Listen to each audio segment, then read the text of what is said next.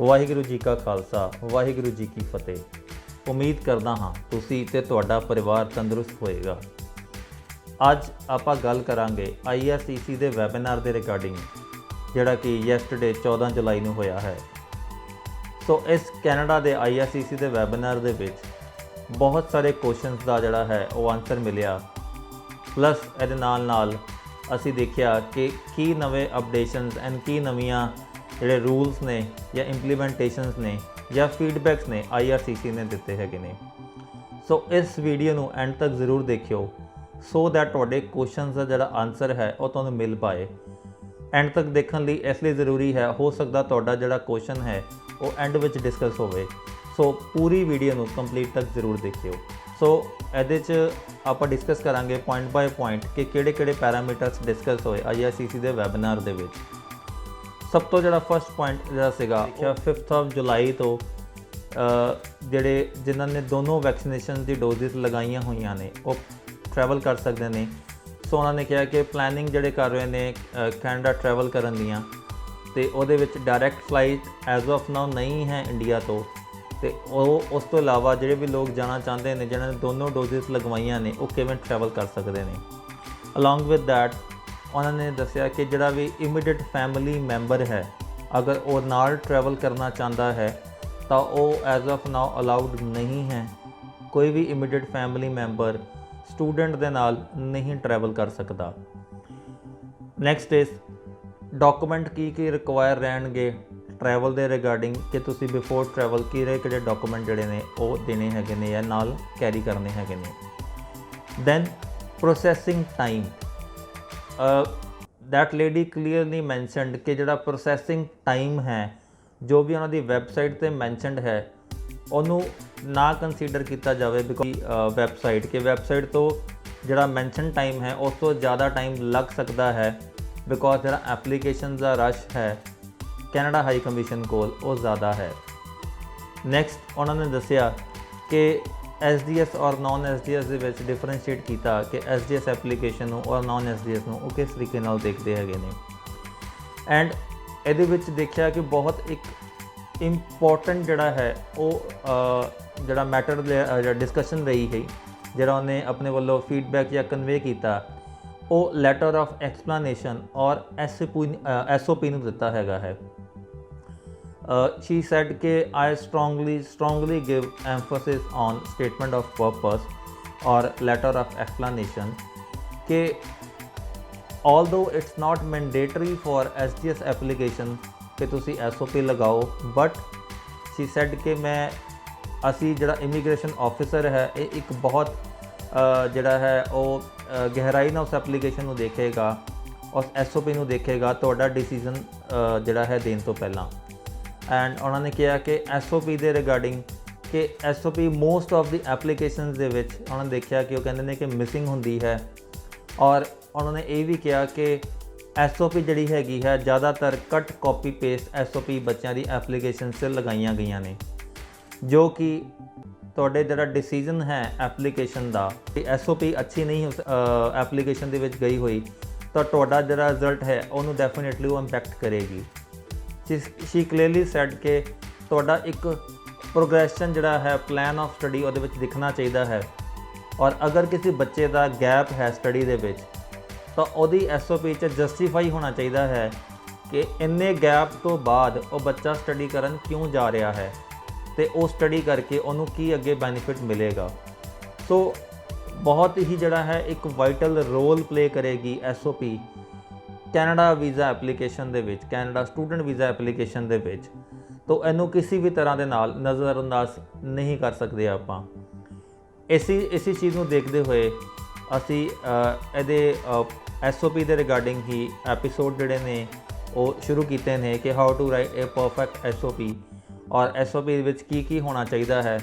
ਤੁਸੀਂ ਇਸ ਵੀਡੀਓ 'ਚ ਮੈਂ ਡਿਸਕਸ ਨਹੀਂ ਕਰਾਂਗਾ ਉਹਦੇ ਬਾਰੇ, ਤੁਸੀਂ ਅਲੱਗ ਤੋਂ ਸਾਡਾ ਜਿਹੜਾ ਹੈ ਇਹ ਐਪੀਸੋਡ ਜਿਹੜਾ ਹੈ ਸਾਡੇ YouTube ਚੈਨਲ 'ਤੇ ਉਹ ਦੇਖ ਸਕਦੇ ਹੋ,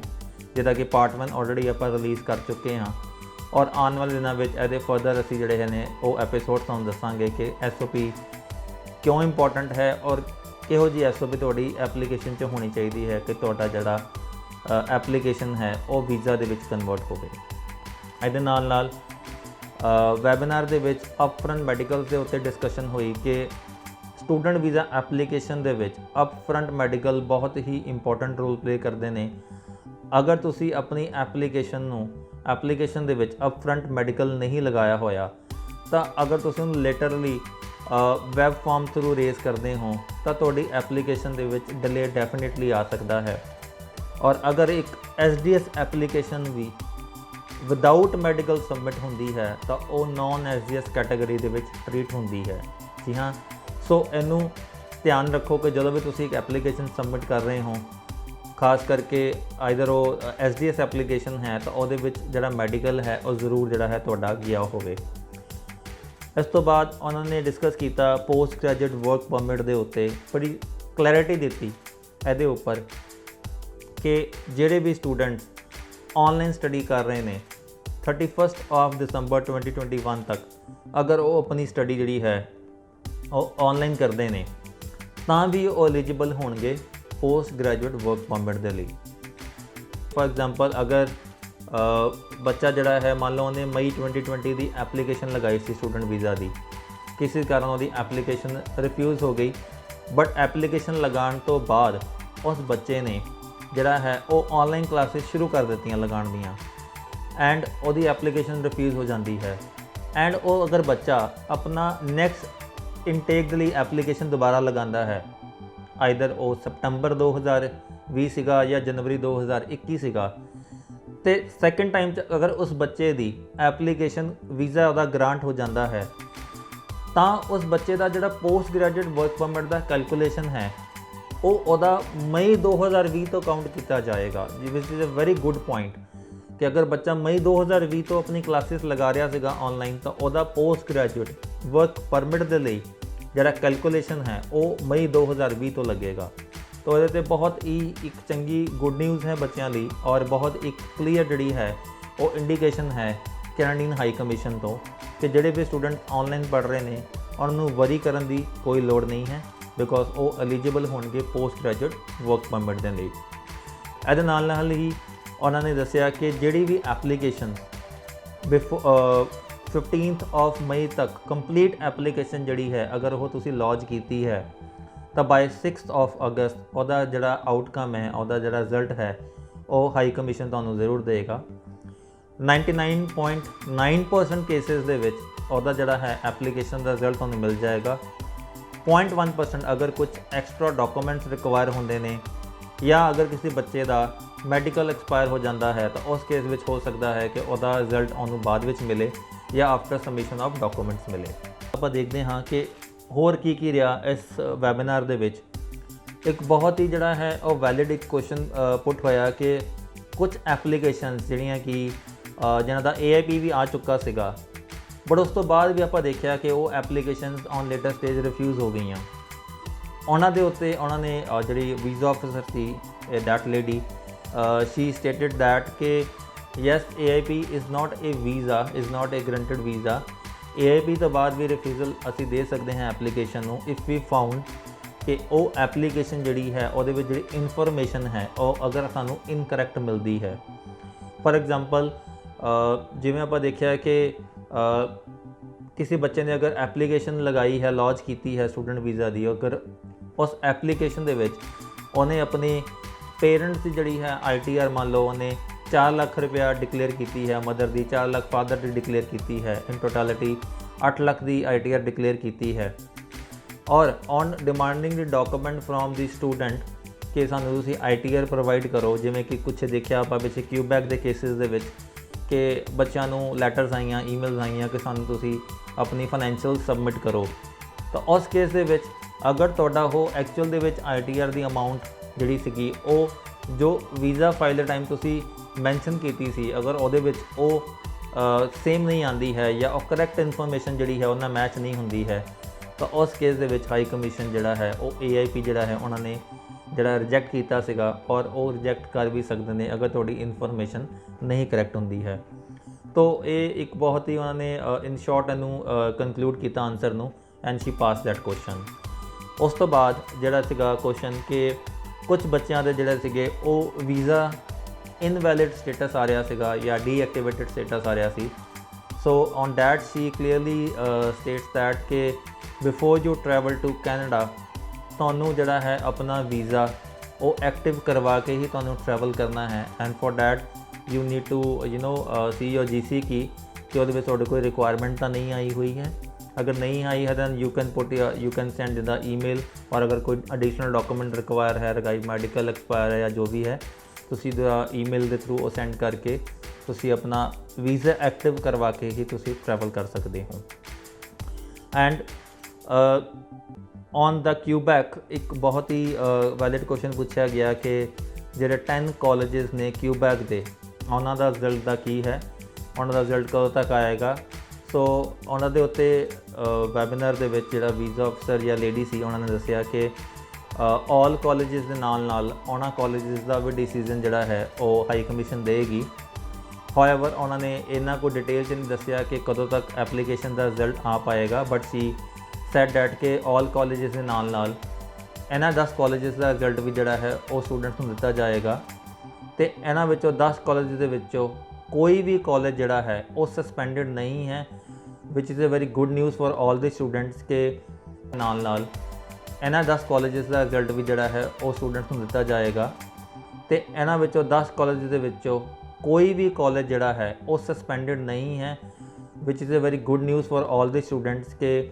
ਕੋਈ ਵੀ ਕਾਲਜ ਜਿਹੜਾ ਹੈ ਉਹ 10 ਕਾਲਜਿਸ ਦੇ ਵਿੱਚੋਂ ਸਸਪੈਂਡ ਨਹੀਂ ਹੋਇਆ, ਉਹਨਾਂ ਦੀ ਕੋਈ ਵੀ ਸਸਪੈਂਸ਼ਨ ਨਹੀਂ ਹੋਈ ਹੈ।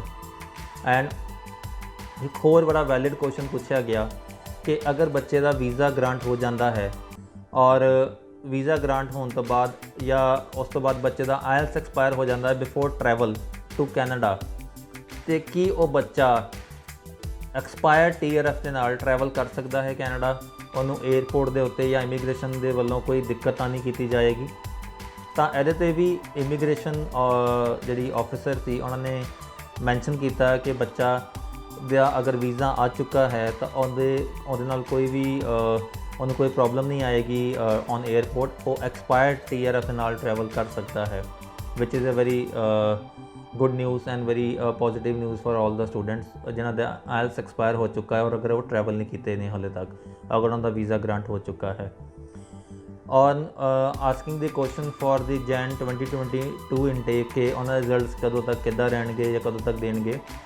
ਅਤੇ ਉਹਦੇ ਉੱਤੇ ਉਹਨਾਂ ਦਾ ਇਮੀਗ੍ਰੇਸ਼ਨ ਆਫਿਸਰ ਦਾ ਕਹਿਣਾ ਸੀਗਾ ਕਿ ਤੁਸੀਂ ਆਪਣੀ ਜੈਨ 22 ਦੀਆਂ ਜਿਹੜੀਆਂ ਫਾਈਲਸ ਨੇ ਉਹ ਐਜ਼ ਸੂਨ ਐਜ਼ ਪੋਸੀਬਲ ਲੌਂਚ ਕਰੋ ਤਾਂ ਕਿ ਉਹਨਾਂ ਨੂੰ ਇੱਕ ਐਡਿਕੁਏਟ ਟਾਈਮ ਮਿਲ ਸਕੇ ਤੁਹਾਡੀ ਐਪਲੀਕੇਸ਼ਨ ਨੂੰ ਪ੍ਰੋਸੈਸ ਕਰਨ ਦਾ, ਅਤੇ ਸਟੂਡੈਂਟ ਨੂੰ ਵੀ ਜਿਹੜਾ ਹੈ ਉਹ ਪ੍ਰੋਪਰ ਟਾਈਮ ਮਿਲ ਸਕੇ ਆਪਣੇ ਟਰੈਵਲ ਅਰੇਂਜਮੈਂਟਸ ਕਰਨ ਦਾ। ਹਾਊਐਵਰ ਉਹਨਾਂ ਨੇ ਇਹ ਚੀਜ਼ ਦੇ ਉੱਤੇ ਬਹੁਤ ਕਲੀਅਰਲੀ ਕਿਹਾ ਕਿ ਜੋ ਵੀ ਤੁਹਾਡਾ ਕੋਰਸ ਸਟਾਰਟ ਡੇਟ ਹੈ ਉਸ ਕੋਰਸ ਸਟਾਰਟ ਡੇਟ ਤੋਂ ਤੁਸੀਂ 4 ਵੀਕਸ ਇਸ ਤੋਂ ਪਹਿਲਾਂ ਤੁਸੀਂ ਕੈਨੇਡਾ ਨਹੀਂ ਐਂਟਰ ਕਰ ਸਕਦੇ, ਰਾਈਟ। ਸੋ ਇਹ ਚੀਜ਼ ਨੂੰ ਬੱਚਿਆਂ ਨੂੰ ਧਿਆਨ ਰੱਖਣਾ ਪਏਗਾ ਕਿ ਜਿਹੜੇ ਵੀ ਇਨਟੇਕ 'ਤੇ ਜਿਹੜੇ ਵੀ ਕੋਰਸ ਸਟਾਰਟ ਡੇਟ ਹੈ ਉਹਨਾਂ ਦੀ ਉਸ ਕੋਰਸ ਸਟਾਰਟ ਡੇਟ ਤੋਂ 1 ਮਹੀਨਾ 4 ਵੀਕਸ ਤੋਂ ਪਹਿਲਾਂ 4 ਵੀਕਸ ਤੱਕ ਪਹਿਲਾਂ ਉਹ ਜਾ ਸਕਦੇ ਨੇ ਕੈਨੇਡਾ, ਉਸ ਤੋਂ ਪਹਿਲਾਂ ਉਹ ਟਰੈਵਲ ਪਲਾਨ ਨਾ ਕਰਨ। ਸੋ ਇੱਕ ਹੋਰ ਗੁੱਡ ਨਿਊਜ਼ ਸੀਗੀ ਬੱਚਿਆਂ ਦੇ ਲਈ ਕਿ ਜਿਨ੍ਹਾਂ ਨੇ ਵੀ ਜਰਨਲ IELTS ਕੀਤੀ ਹੋਈ ਹੈਗੀ ਹੈ, ਸੋ ਅਗਰ ਤੁਸੀਂ SGS ਕੈਟਾਗਰੀ ਦੇ ਵਿੱਚ ਫਾਈਲ ਜਿਹੜੀ ਹੈ ਉਹ ਲੌਂਚ ਕਰ ਰਹੇ ਹੋ ਤਾਂ ਉਸ ਕੇਸ ਦੇ ਵਿੱਚ ਤੁਸੀਂ ਜਰਨਲ IELTS ਦੇ ਨਾਲ ਐਪਲੀਕੇਸ਼ਨ ਕਰ ਸਕਦੇ ਹੋ ਅਪਲਾਈ ਫॉर ਸਟੂਡੈਂਟ ਵੀਜ਼ਾ। ਇਹਦੇ ਨਾਲ ਆਪਾਂ ਦੇਖਿਆ ਕਿ ਜਿਹੜਾ ਫਾਈਨੈਂਸ਼ੀਅਲ ਕਪੈਸਿਟੀ ਦੇ ਉੱਤੇ ਵੀ ਡਿਸਕਸ਼ਨ ਹੋਈ, ਅਤੇ ਉਹਨਾਂ ਨੇ ਕਿਹਾ ਕਿ ਐਜ਼ ਆਫ ਨਾਓ ਅਗਰ ਤੁਸੀਂ SGS ਐਪਲੀਕੇਸ਼ਨ ਅਪਲਾਈ ਕਰਦੇ ਹੋ ਜਾਂ ਨੋਨ SGS ਕਰਦੇ ਹੋ, ਉਹਨਾਂ ਨੇ ਐਵਰੇਜ ਆਪਾਂ ਹਰ ਇੱਕ ਕੇਸ ਦੇ ਵਿੱਚ 1 ਈਅਰ ਦੀ ਟਿਊਸ਼ਨ ਫੀ ਔਰ 1 ਈਅਰ ਦਾ GIC ਜਿਹੜਾ ਹੈ ਉਹ ਪੇ ਕਰ ਰਹੇ ਹਾਂ। ਅਤੇ ਸ਼ੀ ਸੈਡ ਕਿ ਇਟ ਵਿਲ ਬੀ ਰੀਅਲੀ ਐਪਰੀਸ਼ੀਏਬਲ ਕਿ ਅਗਰ ਤੁਸੀਂ ਨੈਕਸਟ ਈਅਰ ਦੀ ਜਿਹੜੀ ਡਿਟੇਲ ਹੈ ਫਾਈਨੈਂਸ਼ੀਅਲਸ ਉਹ ਵੀ ਦਿਓ। ਫੋਰ ਐਗਜ਼ਾਮਪਲ ਅਗਰ ਕਿਸੇ ਸਟੂਡੈਂਟ ਦਾ 2 ਈਅਰ ਦਾ ਡਿਪਲੋਮਾ ਹੈ ਅਤੇ ਉਹ ਨੈਕਸਟ ਈਅਰ ਦੇ ਜਿਹੜਾ ਹੈ ਲਿਵਿੰਗ ਐਕਸਪੈਂਸਿਸ ਔਰ ਨੈਕਸਟ ਈਅਰ ਦਾ ਜਿਹੜਾ ਸੈਕੰਡ ਈਅਰ ਦਾ ਜਿਹੜਾ ਟਿਊਸ਼ਨ ਫੀ ਹੈ ਉਹਦਾ ਵੀ ਉਹ ਦੱਸੇ ਕਿ ਉਹ ਕਿਵੇਂ ਆਪਣੀ ਟਿਊਸ਼ਨ ਫੀਸ ਨੂੰ ਔਰ ਆਪਣੇ ਲਿਵਿੰਗ ਐਕਸਪੈਂਸਿਸ ਨੂੰ ਮੈਨੇਜ ਕਰੇਗਾ। although it's not mandatory, but it will be really appreciable if student can give the details for the next year of their financial। and ਆਪਾਂ ਇਸ ਚੀਜ਼ ਨੂੰ ਦੇਖਿਆ ਵੀ ਹੈ ਕਿ ਹੁਣੇ ਕਿਊਬੈਕ ਦੇ ਜਿਹੜੇ ਸਟੂਡੈਂਟਸ ਸੀ ਜਿਨ੍ਹਾਂ ਦਾ ਰਿਜ਼ਲਟ ਅਵੇਟਡ ਸੀਗਾ ਉਹਨਾਂ ਨੂੰ ਜਿਹੜੇ ਨੇ ਲੈਟਰਸ ਜਿਹੜੇ ਨੇ ਔਰ ਈਮੇਲ ਆਏ ਕਿ ਤੁਸੀਂ ਆਪਣੇ ITRs ਆਪਣੇ ਫਾਈਨੈਂਸ਼ੀਅਲ ਜਿਹੜੇ ਨੇ ਉਹ ਸਬਮਿਟ ਕਰਵਾਓ। So we can predict this thing ਕਿ ਆਉਣ ਵਾਲੇ ਟਾਈਮ ਦੇ ਵਿੱਚ ਜਿਹੜਾ ਕੈਨੇਡਾ ਹੈ ਉਹ ਫਾਈਨੈਂਸ਼ੀਅਲਸ ਨੂੰ ਲੈ ਕੇ ਥੋੜ੍ਹਾ ਜਿਹਾ ਸਟ੍ਰਿਕਟ ਹੋਏਗਾ and Canada High Commission will give more emphasis on the financials of the students. ਇਹਦੇ ਨਾਲ DLI ਚੇਂਜ ਦੇ ਉੱਤੇ ਵੀ ਜਿਹੜਾ ਹੈ ਉਹ ਡਿਸਕਸ਼ਨ ਹੋਈ ਕਿ ਅਗਰ ਕਿਸੇ ਸਟੂਡੈਂਟ ਦਾ ਵੀਜ਼ਾ ਗ੍ਰਾਂਟ ਹੋ ਜਾਂਦਾ ਹੈ ਫॉर एग्जांपल DLI 1 ਤੋਂ ਜਿਹੜਾ ਇੰਸਟੀਟਿਊਟ ਹੈ ਕੋਈ DLI 1 ਫॉर एग्जांपल ਇੰਸਟੀਟਿਊਟ ਹੈ ਉਹਦਾ ਵੀਜ਼ਾ ਗ੍ਰਾਂਟ ਹੁੰਦਾ ਹੈ ਔਰ ਅਗਰ ਬੱਚਾ ਵੀਜ਼ਾ ਗ੍ਰਾਂਟ ਹੋਣ ਤੋਂ ਬਾਅਦ ਕੋਈ DLI 2 ਫॉर एग्जांपल ਉੱਥੇ ਉਹ ਜਿਹੜਾ ਹੈ ਉਹ ਅਪਲਾਈ ਕਰਦਾ ਹੈ ਜਾਂ ਆਪਣਾ ਚੇਂਜ ਕਰਦਾ ਹੈ DLI 1 ਤੋਂ DLI 2 ਦੇ ਵਿੱਚ ਚੇਂਜ ਕਰਦਾ ਹੈ ਤਾਂ ਉਹਨੂੰ ਦੁਬਾਰਾ ਜਿਹੜਾ ਹੈ ਉਹ ਵੀਜ਼ਾ ਐਪਲੀਕੇਸ਼ਨ ਫਾਈਲ ਕਰਨੀ ਪਏਗੀ ਆਪਣਾ DLI ਚੇਂਜ ਕਰਨ ਦੇ ਲਈ। ਐਂਡ ਇਹਦੇ ਨਾਲ ਜਿਹੜੇ ਸਟੂਡੈਂਟ ਨੇ ਉਹ ਜਿਹੜਾ ਟਰੈਵਲ ਕਰਨਾ ਚਾਹੁੰਦੇ ਨੇ ਕੈਨੇਡਾ ਦੇ ਵਿੱਚ ਉਹਨਾਂ ਨੂੰ ਮੈਂਡੇਟਰੀ ਹੋਏਗਾ ਅਰਾਈਵ ਸਕੈਨ ਨਾਮ ਦਾ ਐਪਲੀਕੇਸ਼ਨ ਆਪਣੇ ਫ਼ੋਨ 'ਚ ਡਾਊਨਲੋਡ ਕਰਨਾ ਅਤੇ ਆਪਣੀ ਫਲਾਈਟ ਅਤੇ ਆਪਣੀ ਵੈਕਸੀਨੇਸ਼ਨ ਦੀ ਡਿਟੇਲ ਉਹਦੇ ਵਿੱਚ ਫਿਲ ਕਰਨੀ। So these are the major things ਜਿਹੜੀਆਂ ਕਿ ਡਿਸਕਸ ਹੋਈਆਂ IRCC ਦੇ ਵੈਬੀਨਾਰ ਦੇ ਵਿੱਚ ਅਤੇ ਆਈ ਹੋਪ ਤੁਹਾਨੂੰ ਮੈਂ ਪੁਆਇੰਟ ਬਾਏ ਪੁਆਇੰਟ ਡਿਟੇਲ ਕਰ ਪਾਇਆ ਹਾਂ ਕਿ ਕੀ ਇਸ ਵੈਬੀਨਾਰ ਦੇ ਵਿੱਚ ਡਿਸਕਸ਼ਨ ਰਹੀ ਹੈਗੀ ਹੈ। ਅਤੇ I strongly recommend each one of you ਕਿ ਤੁਸੀਂ ਇਸ ਵੀਡੀਓ ਨੂੰ ਵੱਧ ਤੋਂ ਵੱਧ ਸ਼ੇਅਰ ਕਰੋ with your family and with your friends so that ਇਹ ਵੀਡੀਓ ਮੈਕਸਿਮਮ ਲੋਕਾਂ ਤੱਕ ਰੀਚ ਹੋ ਸਕੇ। ਅਤੇ ਜਿਹੜੇ ਵੀ IRCC ਦਾ ਵੈਬੀਨਾਰ ਨਹੀਂ ਅਟੈਂਡ ਕਰ ਪਾਏ ਨੇ ਜਾਂ ਜਿਹੜੇ ਵੀ ਕੈਨੇਡਾ ਸਟੂਡੈਂਟ ਵੀਜ਼ਾ ਦੇ ਰਿਗਾਰਡਿੰਗ ਹੋਰ ਫਰਦਰ ਇਨਫੋਰਮੇਸ਼ਨ ਚਾਹੁੰਦੇ ਨੇ ਉਹਨਾਂ ਤੱਕ ਇਹ ਇਨਫੋਰਮੇਸ਼ਨ ਪਹੁੰਚ ਸਕੇ। Thank you so very much. ਸਤਿ ਸ਼੍ਰੀ ਅਕਾਲ।